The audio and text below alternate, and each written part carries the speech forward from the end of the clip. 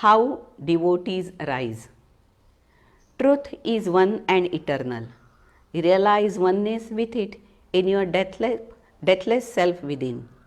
The following commentary is based on the teachings of Paramahansa Yogananda. Last week we asked the question, why do devotees fall? And we considered the downfall of Judas in this context. Jesus, in answer to Judas' criticism for allowing Mary to rub his feet with spikenard, a very costly ointment, said, "The poor always ye have with you, but me ye have not always." Jesus is saying here that there is one supreme injustice that needs eradication. Poverty, yes, but not of material kind. Poverty in a spiritual sense. Divine blessings are not common in this world, they are extraordinary. When they come, we should give them priority above every other consideration. Never allow a moment of inner joy, for instance, to be set aside for lesser duties. Divine attunement is our highest priority. As Lahari Mahashaya, the Guru of Yogananda's Guru, said, to listen to the heart's inner sound, Om, which issues from the very center of our being, is man's highest duty. Mary, on this occasion, was not communing in inner silence with Christ's Spirit, as she had been when Martha urged Jesus to reproach her for not helping out in the kitchen. Mary this time was serving outwardly, but in a very different spirit from the restless fussing for which Jesus had reprimanded her sister Martha. Those who see a radical difference between the paths of action and meditation should understand this distinction.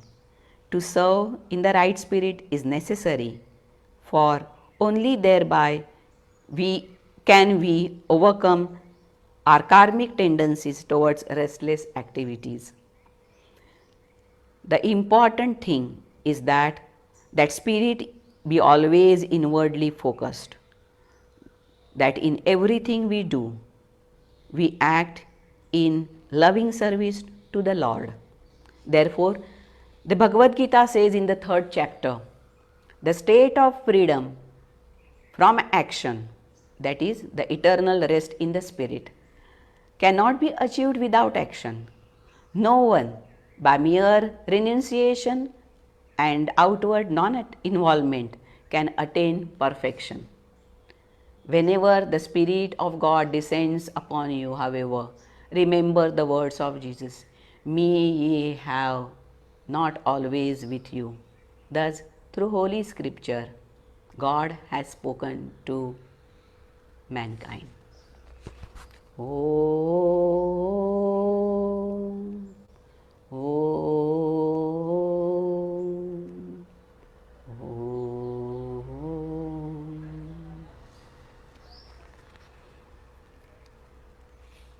This story of Mary anointing his master's feet is discussed in the previous week also, the same story, and there it was connected with absolutely opposite reason why devotees fall, and the same story is connected for how devotees rise.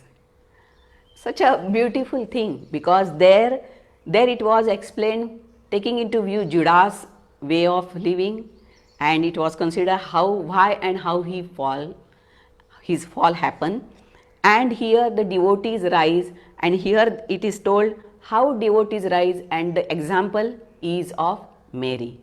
The story, in that story particularly, Judas was there, Jesus was there, Mary was there, and Mary was anointing his feet, Jesus' feet, with very costly oil. And Judas just said, "Why are you wasting that such a costly oil, we can sell it and get some money from which we can feed poor people. Jesus was knowing what was really in the mind of Judas, and so he said, the poors always ye have with you, but me ye have not always. And here he wanted to just mention Judas about his poverty, not of the physical sense, but spiritually poor, poverty of spirituality, that is ignorance. And then he says, me ye will not have always. And here that me is wisdom, because Jesus was, he was epitomizing the wisdom, and he said that you will not have wisdom always. And whenever we have wisdom with us, a person of wisdom with her, we should serve that guru, because they were all were with Jesus.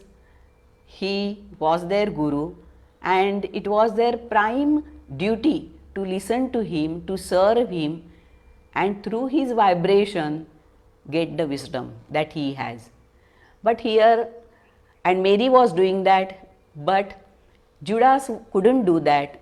There is a story behind that, a long story, and so the fall happened with him. And here the Mary is doing the exactly opposite thing. She is serving her guru in a very calm way, and so she was, as a devotee, she was rising. And if it is so, then here it is said, divine blessings are not common in this world, they are extraordinary. When they come, we should give them priority above every other consideration. So whenever that time, we are the most fortunate one, and we should not allow that moment to just go away from us. Try to take the opportunity of serving Guru, God, in a very beautiful and smallest way, where we will get the highest.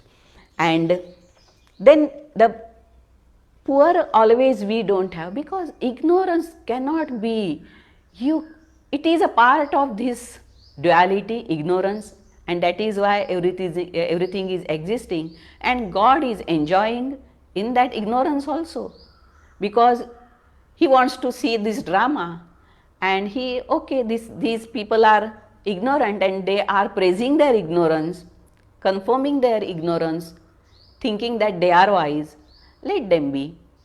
But then to his devotees he says, no, I will not be with you for a long. Whenever I am with you, take that opportunity. And how to do that? How to rise? Because the chapter is how to rise, how the devotees rise. And the first thing Swami Kriyananda ji has written, Lahari Mahashaya, the guru of Yogananda's guru, said, listen to the heart's inner sound, Om. That is the highest duty of any human being. That is, we know, we all of us have that Om technique. Listening to Om is the highest duty of every individual, and that is why Om technique is very important. Master has said in his lecture, if you want to reach God, going through, you can easily go to him through Om technique, through Om. Through Om we will have light, and from light, light itself is God, Om itself is God. They are manifestations, and then we can reach to the highest one of oneness with God, oneness with the Spirit. And so we have to every day as a devotee, as a disciple, we have to practice Om technique. Many times that is kept aside, whatever may be the reason, but it happens. But we should not allow it to happen, and always listen to heart's inner sound, Om, within ourselves. Following that technique, even when if we are a Kriyaban, we do it with Hongsa, then after that Kriya, and then when we sit in silence, after some time we take up the Om Bol. Why? Because that time we are calm within ourselves, our complete energies be drawn into the spine, astral spine, and then we can listen to the Om or the inner chakras very easily and very prominently. And so we have to do that. And Lahari Mahasaya, that is why he said, that listening to Om is the highest duty of every person. And then in this story, what Mary was doing. Mary on this occasion, in the last occasion in one of the discussions, it was that she was listening to Jesus sitting at his feet, and Martha, her sister, was working in the kitchen, and he complained to Jesus that, see, my sister is not helping me in my kitchen work. Please ask her and give her the ask her to come and help me out. But then Jesus said, no, she had chosen the right part of the duty. But he was not blaming Martha for doing the kitchen work, but he was saying the restlessness she had while doing that work and feeling that Mary is not helping me was not a right thing. And so he instead of telling anything to Martha, Mary, he said, Martha, no, she has taken the right part of the duty. And now here in this story, Mary is serving Jesus, she is anointing his feet. She was outwardly working, but she was inwardly centered. And that is what we need, because today's all self-healing affirmations, everything, even the Gurudev's one prayer says, and there he says, you should be calmly active and actively calm. So here Mary was actively calm. She was acting outwardly, serving Guru, but she was inwardly very calm. And what she was taking vibrations of her Guru. And in the last story, she was taking his words in her mind as vibrations. So in both situations, she was attuned to her Guru. And that is whatever we are doing inwardly or outwardly, that is what this story is telling us, that we should try to attune ourselves to the Guru in the highest spirit. To serve in the right spirit is necessary. It is not just serving. Serving in the right spirit is necessary, for only then thereby can we overcome our karmic tendencies towards restless activities. So in the starting, of course, they are restless. We think that we are serving Guru, but there is one egoistic part to that. But slowly, centering ourselves and doing the service to Guru, eventually he brings us to that point that we feel, I am serving, but that service is taken by him from me. I am attuned to him and following whatever he wants. And then that ego goes, and that attitude is very important, it is said here. And the last one, last time this satsang, the previous part, how the devotees fall, that was done by Nayaswami, Jyotishji and Deviji in the US, and I was listening to that. At the end of that satsang, that Sunday service, Jyotishji mentioned one thing, and he said, why do devotees fall? And then he read one thing, one shloka from Bhagavad Gita that will help us to go ahead today. So that shloka was from the 18th last chapter.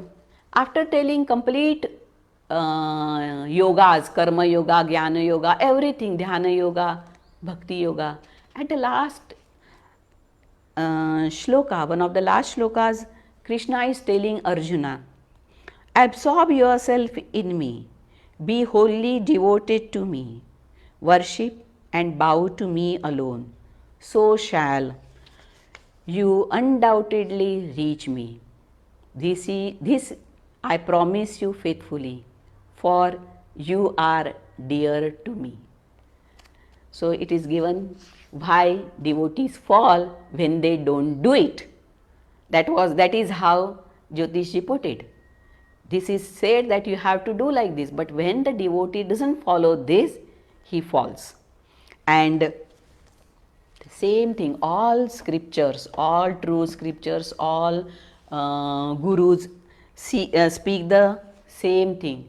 Jesus, in his talk also, he said, "Thou shalt have no other gods before me." It is the same thing. You have to love me, adore me, serve me, everything me and me alone.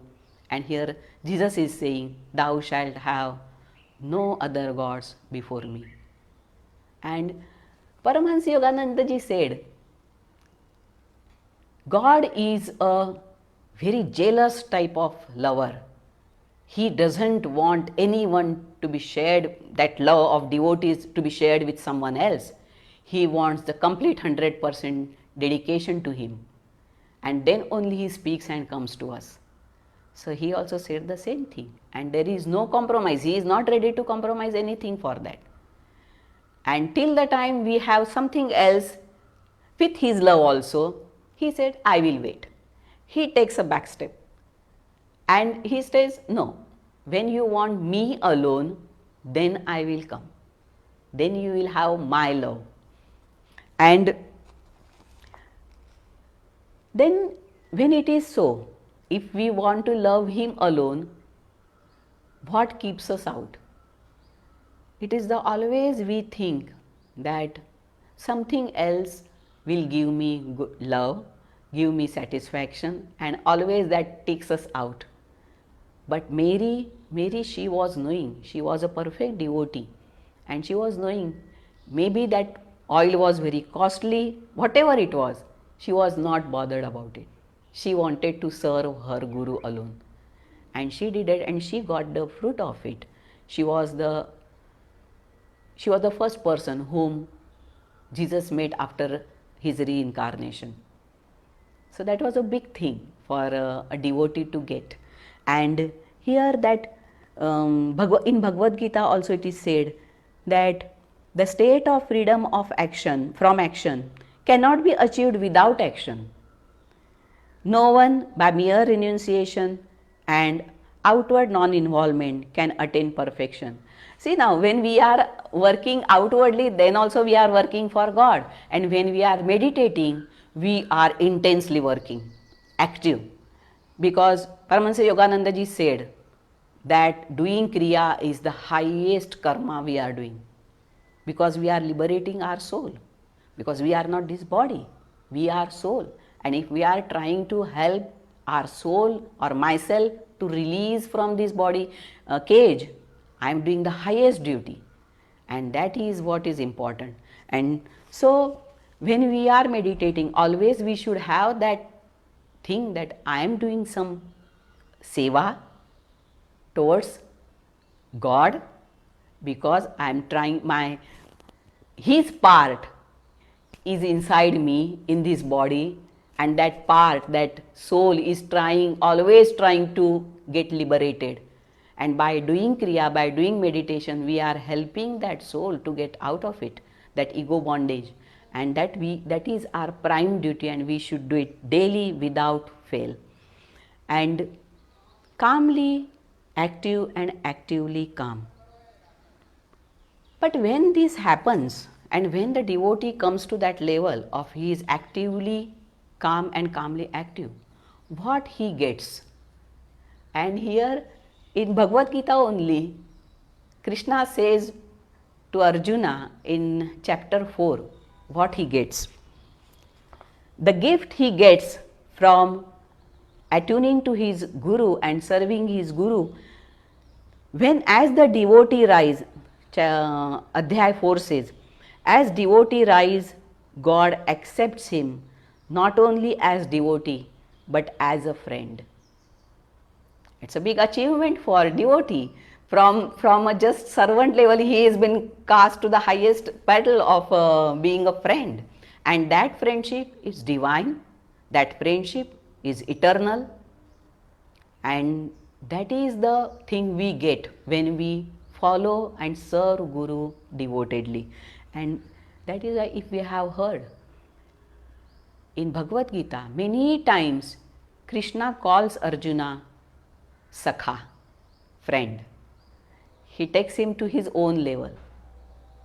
And so what else is our aim?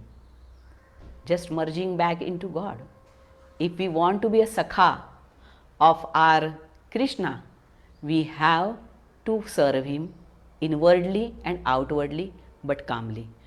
In both actions, calmly active and actively calm. So action cannot be, you cannot leave it, and calmness we should not leave it, because Krishna only said that you cannot live in this world without acting. But the solution is what? We can act calmly, and that is needed for the devotee to rise, and we should always try for that. And when we do calmly act, there is a beautiful story which always attracts me. How to be calmly active? Can anyone be more active than this story? And this story comes from Autobiography of a Yogi. Swami Pranavananda, he was sitting in his room. Mukunda, Paramahansa Yogananda, approaches him and tells him, I want to meet Kedarnath Babu. And Pranavananda said, yes, you will. And what he does?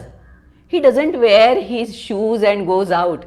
He just closes his eyes, sits into meditation, and Paramahansa Yogananda ji described it very nicely. For a while he was little bit, his face was something he was searching, his eyes were little bit restless, focusing on the spiritual eye, and as if something he was searching, and then he was perfectly calm, he was centered, and from that center he reached to Kedarnath Babu. And we know the story. Kedarnath Babu said he personally came to him.